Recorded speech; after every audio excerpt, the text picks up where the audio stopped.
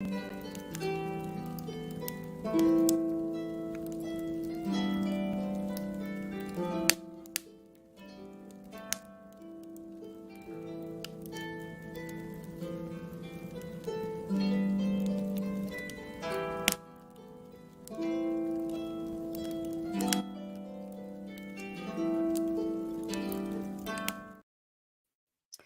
dia, Jorge. Hi, everybody, and welcome to another Fireside Chat. And this is Fireside Chat 136, where I'm in conversation with a member of the Order of Bards, Ovates, and Druids.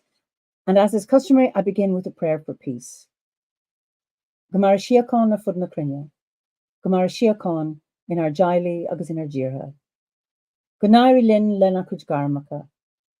Gamwich buichas jiv. Jeha chuvdava is spirit chuvdava. May peace prevail on earth. May peace prevail in our homes and in our countries. May our missions be accomplished. We thank you, guardian spirits and guardian deities, for peace. As the fever of day calms towards twilight, may all that is strained in us come to ease. We pray for all who suffered violence today. May an unexpected serenity surprise them. For those who risk their lives each day for peace, may their hearts glimpse providence at the heart of history. That those who make riches from violence and war might hear in their dreams the cries of the lost. That those who enjoy the privilege of peace might not forget their tormented brothers and sisters. That we might see through our fear of each other a new vision to heal our fatal attraction to aggression. That the wolf might lie down with the lamb, that our swords be beaten unto plowshares, and no hurt or harm be done anywhere along the holy mountain, with thanks to John O'Donoghue. So let me see where people are from. Muddy, wet and muddy Crouch End. Hi, Philippa. Rainy London. Idaho, the USA, Lapland, Finland, where it's minus 22 degrees this night. Wow. The Netherlands, Belgium, Wyoming, Hertfordshire, upstate New York. Wow. Plattsburgh, New York. Where have we got? Montreal, North Carolina, Wilmington, Ardnamurchan in Scotland. I don't know what the weather is like there. From the oak woods of Ardnamurchan. Great. Penzance in West Cornwall. Just lovely to Stratford upon Avon. Just lovely to see you all. I'm trying to get through all the Maine, Ulster, Glastonbury, Utah, Swiss Mountains, hi Britta, Alberta, frosty Calgary, South Carolina, Manitoba, Canada, Bar Harbor, Maine, beautiful Sunning Hill, I don't know where that is, Edmonton, Canada, lots from Canada, Buffalo, Niagara, well, that's the American side. Hi, Franklin. Lovely to see you all, and soggy old Slough. That's great. Blessings from familiar, and and Timey, she's lower again. She's minus 26, and she's also in Finland. Wow. Oxford, Kitchener, Canada, Iowa. Brilliant. Papworth, Cams, I don't know where that is. Anyway, lovely to be here again. And this time we're going to the US, and let me introduce my guest to you, Jules Weaver, and she's in Wyoming. So Jules, you're so welcome to this Fireside Chat. So I've never been, so tell us what Wyoming is like. I like to think of it as magnificently diversified. Okay, go on. Tell us more. We live on a little acre and a half of land, and just on our land, you can go 25 yards and end up in like a slough with cattails. Go 25 yards in the other direction and end up in cactus. What's a slough? Like just marshy kind of area with the cattails and stuff like that. There's a lot of artesian wells where I live. Okay. And you go up the hill where our house is, and there's a lot of really cool rocks. We find a lot of petrified wood and things of that nature. On the horizon, we have mountains halfway around, beautiful mountains. Then on the back half of that, we have the Badlands, which is... Describe Badlands. We don't have anything like that in Ireland because it's a pure country. So I say that in jest. So tell us, just describe for people who have no idea what Badlands are. You know, it's interesting. I wonder how it got to be termed as that. They're very dry, red dirt, a lot of clay and rock. Basically, there isn't much that grows except for sagebrush and cactus. Okay. Um, but beautiful to look at, the different colors and the different layers of red and pinkish color and ivory. It's really wonderful, actually. Beautiful. And this is the cottontails you mentioned. So tell us about those. The cattails or the cottontails? Sorry, it's cattails you mentioned. You said the slew of, was it cattails? Yes. Okay. They're, if you don't have those in Ireland, they're We do not. very, well, they can get up to about this high if I was standing. And they have like a brown velvety top to them with a point on the top. And then the rest has really long, elongated leaves. Oh, they're rushes. They're rushes. You can eat them. Ah, yeah, we call them bulrushes. So they have that. I get you now. Oh, well, They're I growing in learned a marsh. So it is a marsh, isn't it? yes. So okay, so you have a stalk, and then you have the brown long head with a little. Ah, yeah, we call those bulrushes, and you can eat them. Wow. So you call them cattails. Yes. Okay. Okay. The sagebrush can be quite magnificent. They can either be knee high, or if I go down hiking by the river, they can be as tall as I am, if not taller, several feet tall, which is amazing to me because you go from them being this tall to being huge. Wow. Up on the mountains, we have a lot of evergreens, juniper. You don't really see too many deciduous trees. It's pretty much conifers, so it's interesting that way. There's a lot of rock, a lot of wildlife. I do enjoy driving up by Yellowstone and watching the buffalo. That's one of my favorite things to do. You see bighorn sheep. Of course, you see the grizzlies, and we stay away from those. On my land, we have raccoons and fox and whatever just seems to be passing through. I leave a spot down at the bottom of the hill where we have Russian olive trees, which it may be of interest, have been declared a noxious weed. However, I keep them going on my land because they feed everything. Indeed. They feed the starlings, they feed the deer, everything. So we let them go, but in that little area, we don't touch that area. That's where the deer hang out. So that's theirs. Yeah. That's beautiful. Taimi, who's in Finland, says the Badlands received their name from indigenous people who consider them bad, dangerous because they were so dry. That's a difficult, dangerous to cross if you don't have or find water for yourself and your horses. Okay. Very good. And Jamie Hume says, I love cattails. Yes, I call them bulrushes too. I loved to play with them as a child. The fluffs of bulrushes, milkweed, and dandelions are enchanting. Indeed, they are. Yes. And she says it sounds just similar to southern Alberta. Beautiful semi-arid landscapes are fascinating. Indeed, they are. Wonderful. Okay. So how do you manage as a Druid with that landscape? Okay. Do you know what? I'm going to hold that question because I want to know how you came, your background.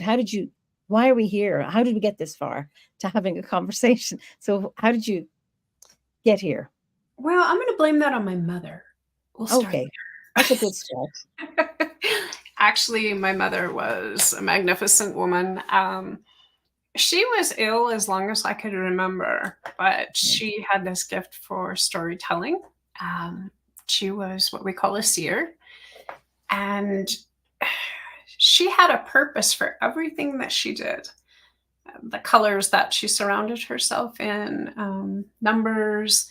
She was really in tune with birds, I guess. I'm not really sure how to put that. She came from a diversified ancestry. Mm-hmm. We have Irish on the maternal side through quite a few different branches of the family, but there's also African Cree Indian from Canada, and English. My great grandfather came from England. And she used to take everything and kind of put it together, all the different things that she learned. She spent a lot of time with my great grandfather visiting with the Indians here.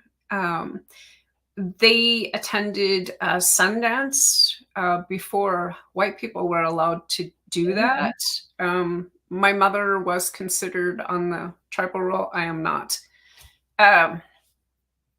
What does that mean? Just explain for somebody who doesn't know. She was an 8th Indian. I'm only a 16th, so I don't believe I'm eligible for that. But anyway, she, as I said, mixed a lot of different spiritualities together. I was taught about the elements because basically she said, even though I was born in a sign of water, I should have been born in August, and I was full of a lot of fire, and if I didn't knock it off, I was going to burn everything down around me. So thus began my education. She also had a funny way of looking at things as far as Christianity went. She believed in the teachings of Christ, but she did not believe in organized religion. She'd had some bad experiences. She was different. She knew when her father passed away. And in my grandmother's faith, that was seen as wrong and bad. And so, but she taught me to look at the teachings of Christ and the coming of the Christ child and combine that with other things. She taught me that, there are other spiritualities that have these children of light that come to save the world. And then she explained to me about how the Native American side and the Irish side intermeshed, so to speak, that a lot of the ideals were the same, and the basic thing was a love of the land. When my mother passed away, I felt lost. I couldn't find anything that suited me as far as spirituality went. I ended up marrying a wonderful man, and I joined the Catholic Church. And it didn't take me long to figure out that I really didn't fit in there. I tried to explain to the priest why I thought animals had souls, and also my theories on reincarnation. And this didn't go well. And wonderful man, Father Francis, I always remember him quite fondly. Anyway, the marriage did not last. And unfortunately, I felt like I was cut out of the church. Couldn't take communion because our marriage wasn't annulled. I couldn't afford it. It was a mess. And I just felt like, here I am out in the middle of nowhere. I don't belong anywhere. There's got to be something. And I was working at the library, and I found a book by Juliette Merlier. I think, was it Child of the Forest? But in the back, Juliette Merlier, she's a member of the order. Yes, and she stated in the back on the flyleaf that she was a member of the order. And I was like, huh. My mother had mentioned Druids before, that they were the people that you went to when you had problems. So I was like, okay. And at that time, also, my health was starting to just spiral, and no one had any idea how to do that. Then, of course, I did more research at the library. I found a book of Phillips. I think it was Druid Craft, Druid Magic. Oh, my mind. Which one? There's so many. Yes. Anyway, that started everything. And I thought, I wonder, is this where I truly belong? I found the website, checked that out, read through it, watched some videos on YouTube. And someone was talking about trying to fill a hole that can't be filled.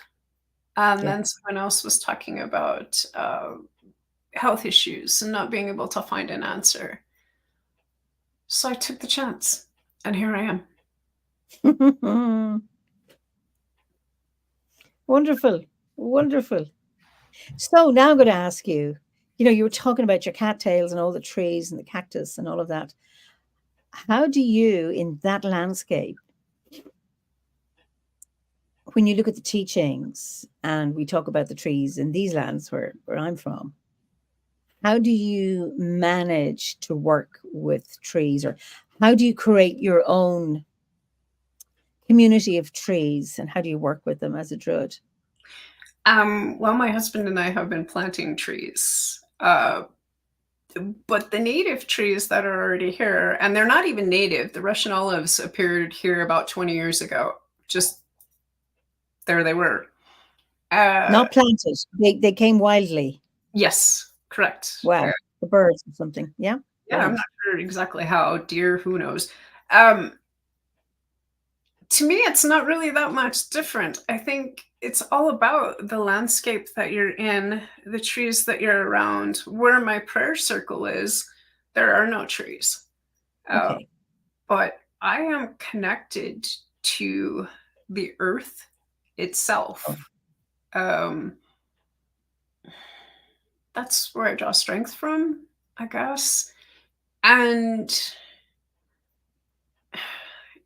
to me, you don't own the land.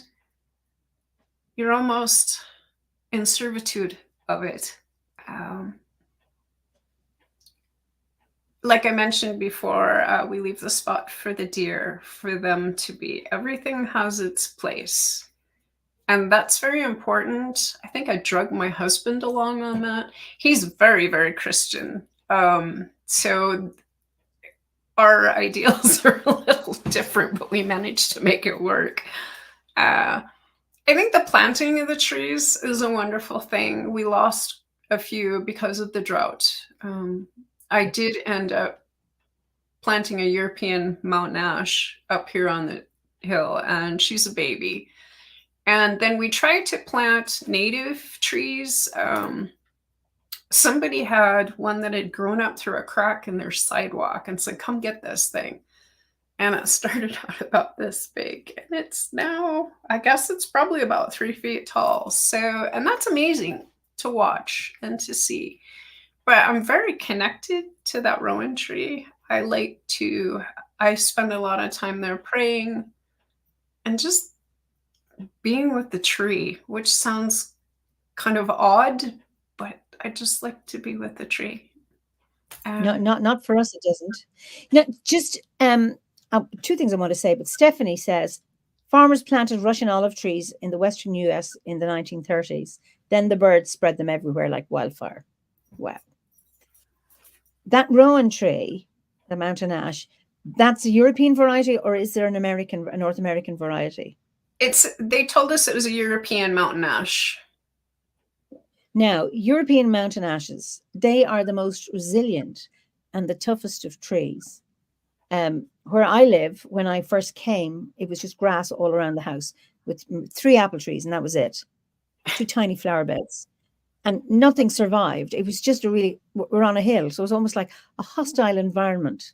And anyway, we allowed it to grow and develop. And there was one rowan tree, it was like a bush. And I didn't know much about rowan trees at the time. And it was windswept, and it is all twisted and turned and wrapped branches around each other. And it grew and it grew and it grew.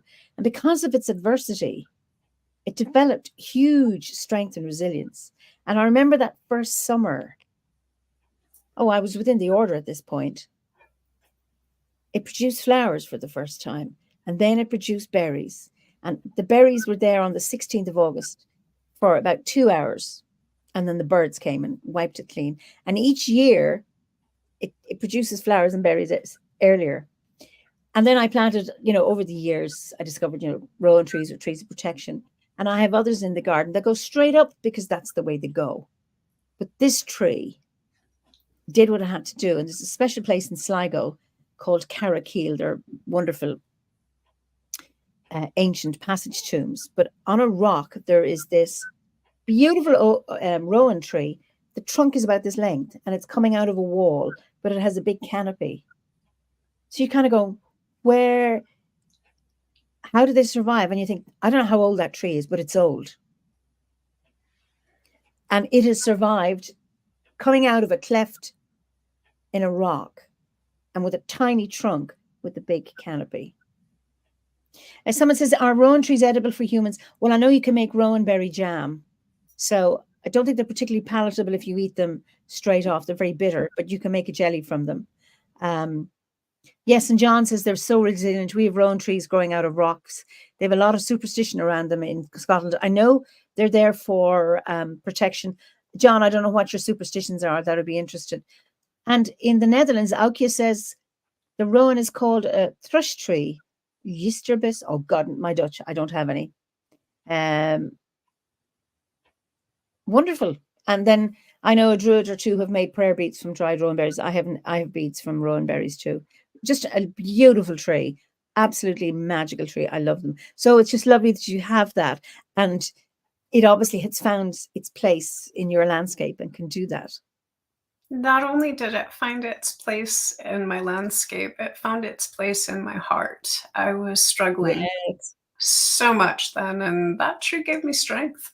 As little as she is, she gave me strength. And, you know, it's a tree that in Ireland is sacred to the Druids, known as the quicken tree. Like I say, it's a protective tree. And then, Pat, I agree with you, Pat. Rowan crosses at the front back door. If you make equi-sided crosses, get permission from the rowan tree and wrap them in red twine. I have them in my car and in my van. I've had them in gateways for protection. I'm not at all superstitious. I just love the protective quality of rowans. And it's that tree that connects the lower world to the upper world because it grows so high. You know, it grows at the tree line in Europe. And so it links the earth to the heavens. I just think that's wonderful. Yeah. And then Geraldine, I think Geraldine's in Canada. The Russian olive tree has a strong, lovely fragrance in the late spring, early summer here. Colorado. Yeah. And Anne Beer, who's in Canada, rowan berries are so wonderful for birds, even help them with their immune system. Brilliant. And then Francis, who's in Finland, we have a very international audience here. Rowans are linked with dragons and earth ley lines. According to lore, when stone circles were built and a suitable stone could not be found, a rowan tree was used as a substitute. Wow. Have you got references for that, Francis? That is absolutely fascinating. Wow. That is fascinating. Speaking of ley lines, there's I've often wondered, I haven't mapped this out, but there to one side of me is a mountain where the Native Americans go to do their vision quests, and then you come from the river, and it's been that way for a very, very long time. And you can see where the river used to be here, but when they put the dam in back however many years it was, 100 or whatever, that rerouted all the water. But I've often wondered if there isn't some sort of a ley line that runs through here. But I like get your rods out and find out. Do you divine with divining rods? Dowsing, actually, my husband taught me. But you can find the ley line. I didn't you even. You can actually dowse for it. I'll have to try that. He does it. He works for the water treatment plant. And he douses for water all the time. He has quite the talent for it. And he taught me how to do it. I'm not adept at it like he is, but I'll have to try that. Oh, great. Because yes, it's Francis says it's Jacqueline Memory Patterson's book, Tree Wisdom. I have it actually. I'll have a look. This is about putting the rowan tree if there's not a suitable stone. Wow. But yeah, I mean, I have done courses in dowsing for ley lines. I mean, it's really interesting. You can go on your own land and just check them out. Well, it was interesting how I got here because, long story short, we had to leave our house and we had to find a new place to go. We couldn't find a house that I didn't react to because I have a bizarre mold sensitivity. And we came here and there was an old trailer and a barn built out of pellets that was about 3 stories high. That was all leaning to one side. And I didn't have time to stack stones or do anything. I just remember sitting down and just praying because I had dreamt about a place like this that had a stream running through it. And that's what I wanted, was just some place with a stream running through. And I remember I sat down and I prayed and I thought, okay, let me know if this is the right place. And my husband came back up the hill and he said, this is it. So here we are. So you built a house? Yes. Well, we didn't build it. It was a modular, and they brought it in 2 pieces and set it on a cement foundation. Oh, yeah, like Lego. Okay, I have some cottages in my garden like that. They're brilliant. Oh, wonderful, wonderful. So are you do you have a Sikh group or a grove that you belong to where you are in Wyoming? No, I do not. I am a solitary druid. Okay. And so how do you practice your druidry then? How do you, as a solitary druid, it'd be very interesting for people to hear that. It's not about finding out how good a druid you are, it's how you are as a druid. I'm a firm believer in daily rituals. That just gives me a foundation to start my day, and it helps me meet challenges, I think, because if I remind myself to respond with kindness, that helps. Like I said, we plant trees, and it's just that kinship, I think, with the land. That's a huge part of who I am and what it means to be a druid in my mind. Do you have a particular practice you'd like to share that you do? I do our daily ritual within the order. I do like to, my neighbors think I'm a little whacked, but that's okay. I do make an offering of song, or I play a Navajo flute that I have, because I don't really have that much physically to offer right now. So I give that instead. Beautiful. I do try to, I guess, help be kind to people in this little community here. And that's a big part of druidry, I think, too. Just something lovely. Lisa says, what am I talking about? No, this one is Anne. I feel we never really solitary because the relationship with the land is so strong. But I do daily ritual too. And I think it's really, really important. And then Lisa says kinship with the land, the support of nature and ecology. How to find our place in the world and how we connect with the spirit of place and the landscape. And I'm interested, you as, well, a white American with lots of color in there and, different, how do you find your place on land? And I don't know what the history of your landscape is. How do you connect with the spirit of place, the spirit of your place? To me, this area, I tried leaving once and I started suffering from what I call geographic depression. I just couldn't leave. Say that again. You were going to leave where you live and you got geographical depression is what I call it. I missed the mountains. This land is, I've heard other people say it too. It's not just me, that it's magnetic. I am the 5th generation of my family to reside here and the 3rd to be born here. So to me, by following through with druidry, I am literally walking in the footsteps of my ancestors. And because, it all goes back to what my mother taught me about different spiritualities and the ability to meld them together, to mesh them together. That's very, very important to me. No one here in my family did anything too magnificent, but they were strong people. And I like to think that they're proud of me. Beautiful, beautiful. So you live in Cody, and do all your ancestors Cody, or was it generally in, I suppose, the general state of Wyoming, or are you talking about a specific location where you are now?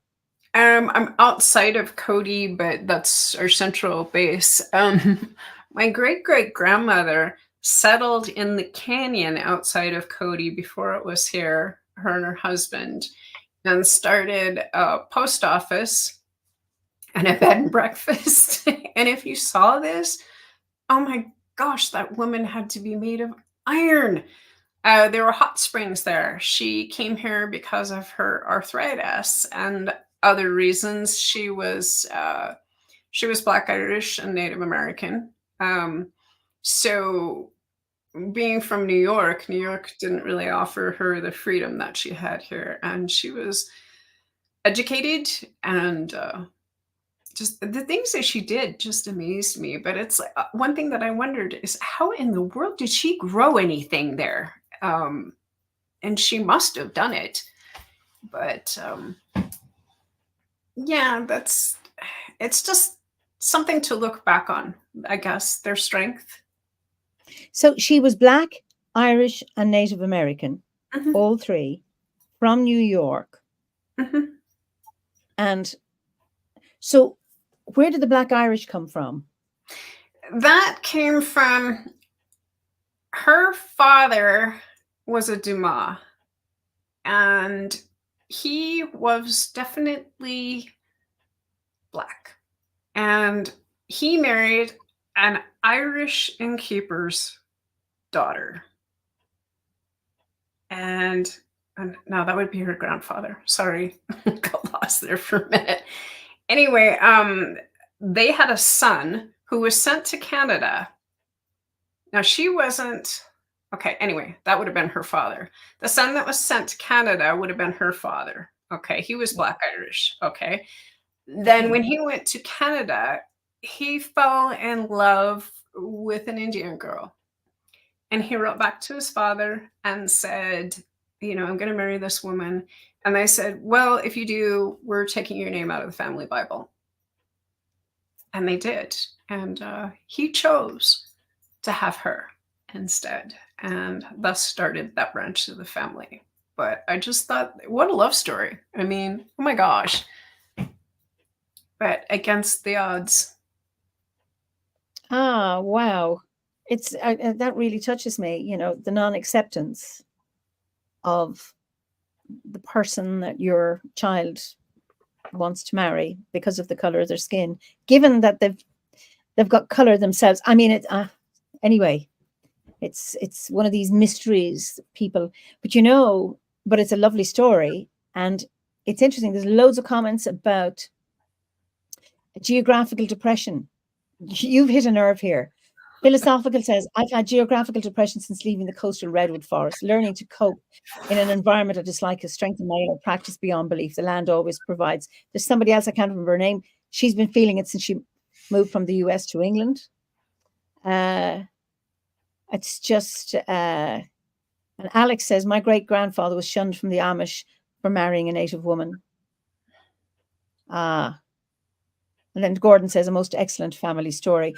And I'm always fascinated with the richness and diversity and how you think, how did that woman survive? And then there's thermal springs. I think there's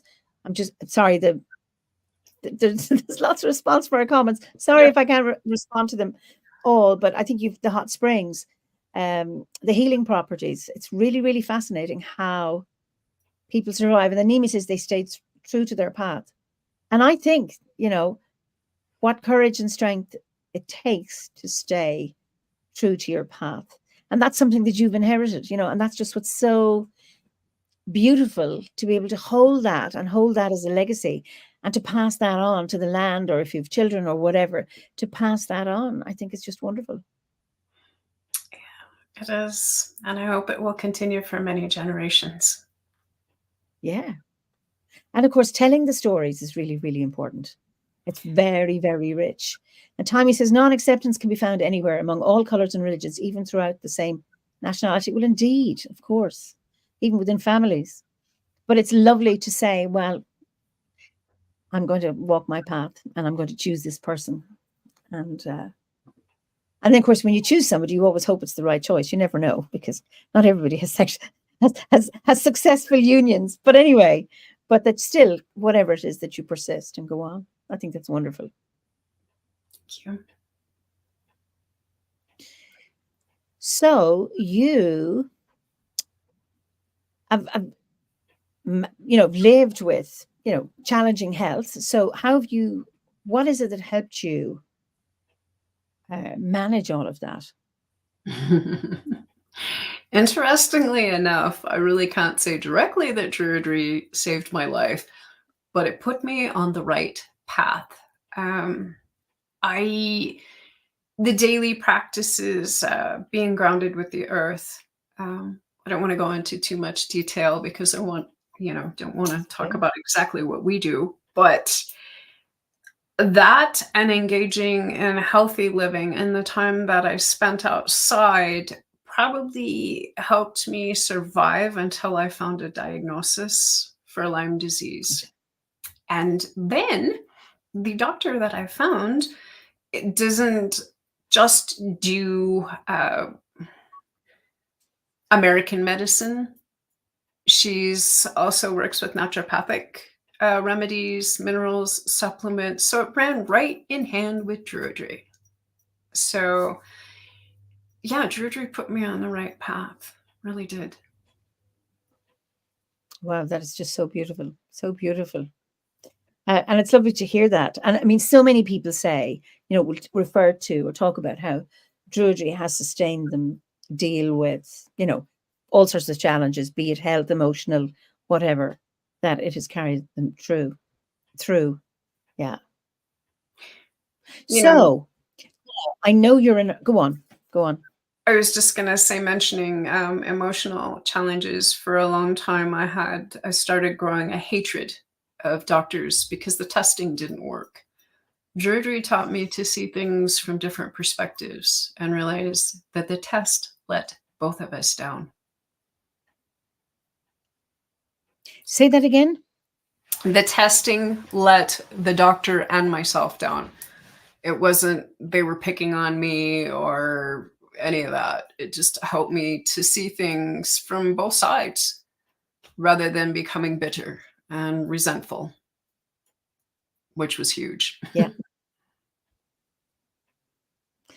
Wow. And how long did it take for you to let that resentment go? Or was there anything in particular that gave you that, aha, okay? I would say our affirmation of peace.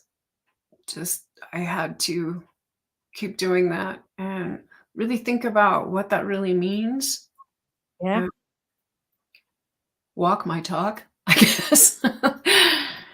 Yeah, that was an eye-opener and a little bit humbling. Well, I think when you can walk your talk, when you can overcome the challenge of walking your talk, there's something hugely freeing, because then it's straightforward. Except you pay a price for it, but you also pay a price for not walking it. So you decide which price you're going to pay. Exactly. Because you have to live with yourself if you don't walk your talk. You might get away with it with somebody else, but you still have to live with yourself, and that's a hard one. Mm-hmm. And Anne says, deep sympathy for the Lyme disease. I had it last year too. Such a strange illness, teaches us a lot. Yeah. Indeed. And then James says, when you find your true path that resonates through every part of your life, making you more whole in every sense. So that is lovely. And Sean, connection promotes health. And when connection is hard to come by at times, whether in society, family, or community, there is still nature to keep that flame burning. He also made a comment earlier, in response to your singing to the land. What is it? He said there's a saying that you sing once, you pray twice. Exactly. That's well said. It's very well said. Isn't it? Yeah. And Philosophical says, the Druid prayer for peace, I agree with you, is so potent, partly since it's so short and can be whispered in a hurry when needed. That has kept me sane and centered in otherwise frantic moments. But what I love about that peace prayer, because it starts with yourself Yes, it in the does. still center of your being, and then the quiet of the grove, and then then you go out. And I think everything starts with the self and that still center. And if we can start from there, I think then we can move out. So yes. So you are an artist, Yes. and so we're going to show we're going to show some of Jules's artwork in a minute. But where do you get your imas, your awen from? That's interesting. I had a lot of neurological involvement because the Lyme went for so long. So I would do, some of them are art lessons that I changed. I had to basically relearn how to draw. I used to love to paint with oils. I cannot do that anymore. My health doesn't allow it. So my husband, bless him, very patiently started teaching me to draw again. And these pictures are kind of part of the journey and the progression. But the true inspiration, or the imbas, comes from my heart wanting to do for someone else. A couple of them are, one of them was a picture for a friend of mine. It just depends on what's going on in my life at the time, but it's my way of talking, uh, being able to get things out, emotions. So when you're going to do a painting, are you walking out in your landscape, or are you reflecting, or just tuning into what you're feeling, and then you take up the brush or the pencil and hit the canvas? Sometimes I tune into Or what I'm feeling, and sometimes there's an inspiration from the land. It just, okay, it varies from each picture, I guess. Or if I'm writing, a lot of times that is definitely the landscape talks to me. That didn't lovely. sound very well. The landscape talks to me. It does. I can't help it. Of course it does. Of course it does. No, we understand that. That makes lots of sense. Yes. So will we start now? I don't know which I will we, because you didn't give them to me in any particular order. So will I just put them up? Yeah, just put one up and I'll say what it's about, if that's okay. Yep. This was done with Photoshop and was quite the experiment. My husband just had heart surgery, and it was quite strange because we didn't know anything was wrong with his heart. And then they said they couldn't do anything. And then all of a sudden, they went ahead and did the surgery, and he survived, and he's doing very well. And this I started at Imbok because I just felt so blessed by Bridget, and I needed to do something to show that. And that's where this came from. It's beautiful. Thank you. Well, we'll go on to the next one. This is a really interesting one. That started out as an art lesson, and I have a love of violin music. Just, it does something to my spirit. Paganini, I could just listen to all day long, not a problem. The flower started out from a flame, and it was just the flame of creativity that I needed to start in my life, and but yet be protected at the same time. That's the blue, and be part of the land. She was supposed to be a fairy-like creature, and I changed her a little bit. I just wanted her to be a spirit of the land, so to speak. Do you play the violin? No, I wish I did. My grandfather did, but I don't. I do not. No, all I do is sing. It's interesting. When I saw this first, I didn't see the flower. I saw the flames, and I saw blue flames and red flames and yellow flames. And then it's just beautiful that it's a flower and that it's both. And I saw her as a fairy or a nature spirit. It's just beautiful. Absolutely. There's lots of comments Anne says, the flower, fire, violin, and spirit make a beautiful ensemble. You can almost hear the music. Ah, And Gabriella says, she definitely feels fairyish to me. So it's just beautiful. very good. So we're going to the next one. Wow. The flower itself was an art lesson, and they had like a fairy creature coming out of the center, and I didn't like it, so I made my own creature. I sent this to a friend of mine who wrote about mold toxicity, and she was having a very hard time at that point. And I sent a copy to Charles DeLint's wife when she got sick. So these drawings are always being sent, and I hope that they help people to heal, to awaken, to grow again, and be healed. You mentioned wool toxicity. Is that, did I hear you correctly? Mold toxicity. Oh, mold toxicity. Oh, sorry. Just explain a little bit about that. From what I understand, your immune system becomes extremely challenged. For me, it was the Lyme disease that kicked it off. It can be Lyme disease or the bacteria that exists in fish caught during a red tide, and also the Epstein-Barr virus can trigger it.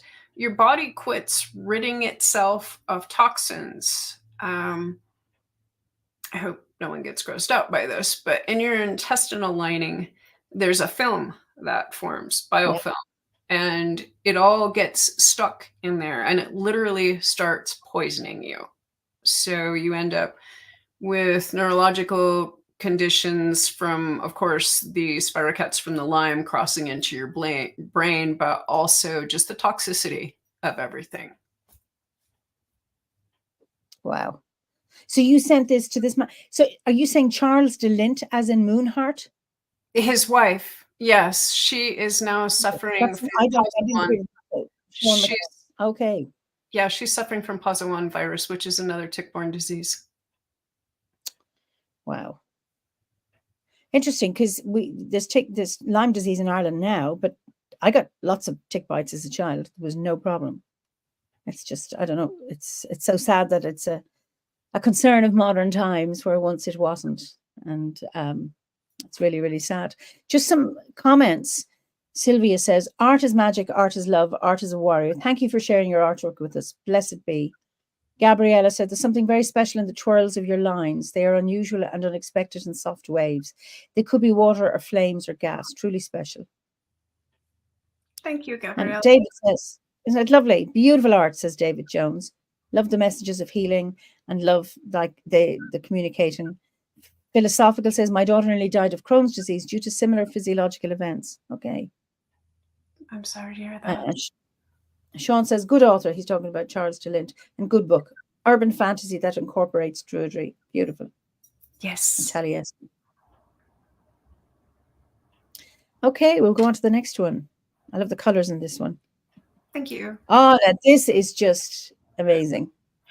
The Dancing Rowan Tree. I was listening to some music on YouTube, and this picture flashed through, and it was done, I believe, in Photoshop, of the Dancing Rowan Tree, and I'm sure very many people are familiar with that. And I started thinking at that time, I really wanted my rowan tree. And I thought, well, if I draw it, it will come.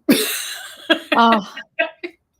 So I did, and my husband got the hint. He's like, okay, next year, I don't care what happens for your birthday, you're getting a rowan tree. But I set it in a Wyoming landscape. So wow. So you painted her and she came. That's yeah, brilliant. I don't know if that's exactly how it happened, but it works for me. Yeah. Don't let the truth get in the way of a good story. Ricky Gellison says, choreography for Ents. I love it. I love it. Actually, I love to dance, and this was also a major milestone because for a long time I couldn't walk very well. I had to use canes and braces. And then the next thing I knew, the treatment started working and I was dancing. So oh, wonderful, wonderful, wonderful. Okay, that is just so lovely. Thank you. Manifesting with art. I love it. That's from Liz. Magic. Love the color play. It's really amazing. Rowan is a most hearty life tree. Just lovely. The tree does an arabesque, a ballerina tree. Beautiful. I love that one. Absolutely love it. It's magical. And we go on to the next one. And now, This is was this you post Lyme? Yes, actually, I'm still not post Lyme. I'm still trying to get completely into remission. But this started out, the Phoenix itself was an art lesson, and I changed it. And it also coincides with a story that I wrote. But it's just the dawn, the new day. And emerging from just the fire and the chaos and the ashes and coming back to life again for a new day. It's beautiful. It's such a powerful image and just full of hope and potential. And again, you know, it like reflects the resilience of your ancestors, Oh, you thank know, you. doesn't it? I mean, coming out of the ashes, and I mean, you're talking about a hot, semi-arid landscape with thermal springs. It's hot and just emerging, regardless of what adversity is there. And philosophical says, ooh, I really love this. No surprise there. Love how you captured the struggle and the triumph at once. Ferdy, it says, I love it. A mix of phoenix, griffin, and dragon in there. Lovely. Reaching and embracing the dawn, says Nimi. Love the eyes in her tail. Yes, it's just beautiful. A great new day picture. Brilliant. Yeah. Wonderful. Lisa says, very hot baths, saunas, sweats, minimal sugar. These really help with Lyme. Good luck. Mm-hmm. And then Aukje, who's in the Netherlands. I love how you change the art lessons to your own liking. That's where I feel the Awan in your art. Beautiful. Oh, thank you. And Jane says, this one speaks to me about the birth from embracing our spiritual path. Yeah.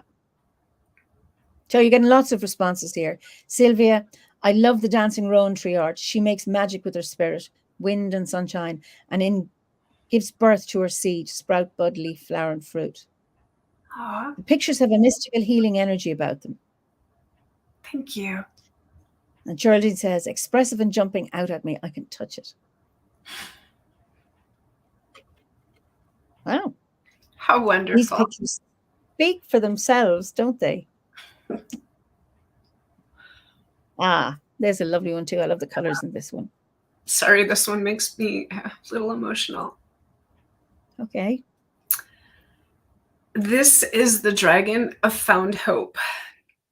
He Lovely. was also a drawing lesson out of the book, How to Draw Your Dragon.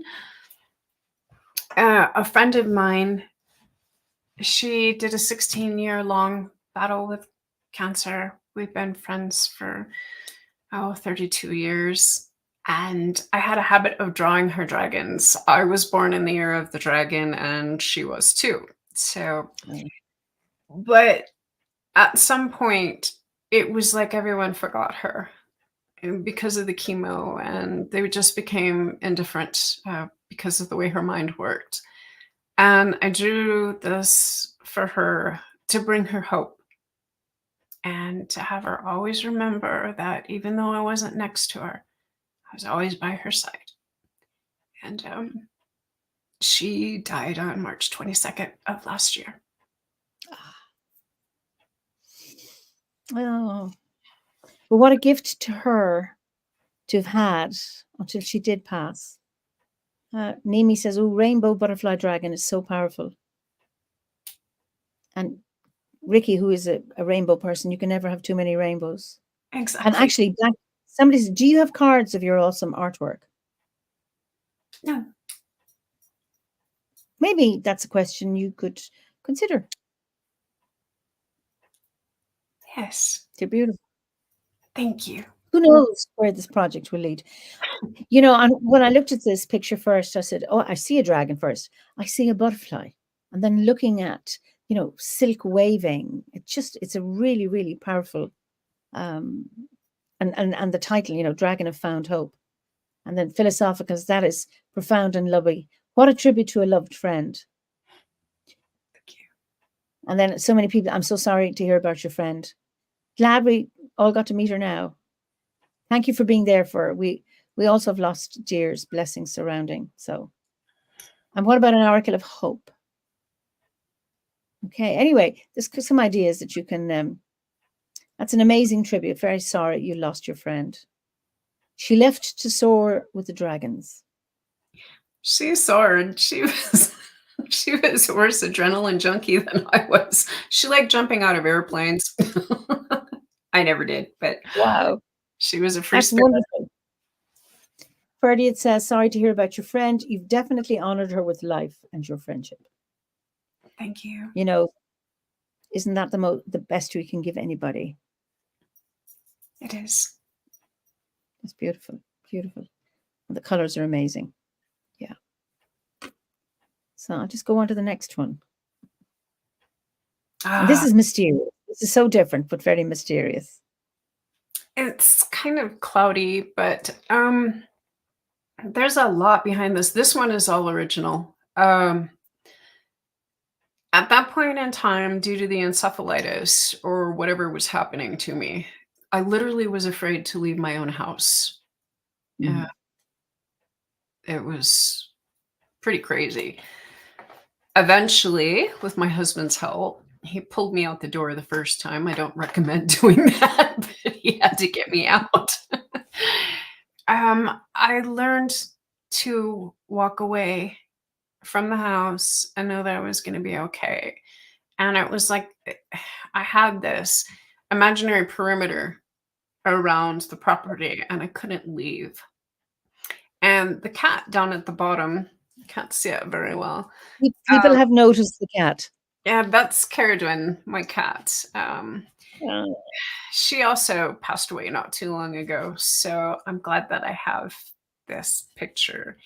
And the raven, I have a thing for ravens. I don't know if you can see the raven on the shoulder. I don't know why that one came out so blurry. But yeah, I have a kinship with them. And a lot of people say, well, that's just weird and dark. And no. Oh, weird is good. Really quite fascinating. Beautiful. But yeah, it was kind of a movement picture just to get on with my life and keep moving. Well, Philosophical says, lovely gothic dark goddess vibes. These shades of purple are just gorgeous. Jamie says, your husband sounds like an interesting fellow, very determined. Oh, he's definitely determined. Beautiful. Wonderful, wonderful. Okay, I think we have another one. Oh, no, we're done. Oh, no, we do. Hold on a second. Now, this one. This isn't original. This was inspired by Terry Pratchett and the landscape. There are legends of little people that live here. I've never seen one. But okay. I swear I can feel them around. And I think it was the Wee Freeman that he wrote.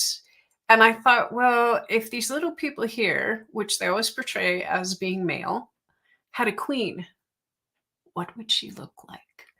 So that's how she came about. And she's not smiling because she has very long teeth. And she's a little self-conscious about that, so she doesn't smile very much. But that's where she came from. And the rock that she's sitting on is I forgot the name of it. It's a crystal that we found when they broke the ground for the foundation for the house. So, yeah. Beautiful. Beautiful. But the idea of growing my antlers again, I put that in there too. Oh, that's wonderful. Absolutely. So, so powerful. Beautiful. Thank you. Yeah. Ravens are beautifully intelligent birds. If you're weird, we're both weird about ravens. Beautiful. Let your freak flag fly, someone said. Yes. Just stepping through the gateway, you, Corrigan, will lead and guard and guide. Ravens are magical. Who wouldn't like them? Exactly. Long in the tooth. Love that. Ancient land spirit. Beautiful. So that's all of those. So they're just beautiful. Thank you. Thank you so much for sharing. So we're coming to the end of our time. But before we do, a concern you have for the modern world. I would say that it is our kindness for each other. If we focused more on that, I believe that a lot of anger would dissipate. We should not put people into categories, whether spiritually or racially, or how someone identifies as gender. We all bleed red, and I would like it if people would remember that.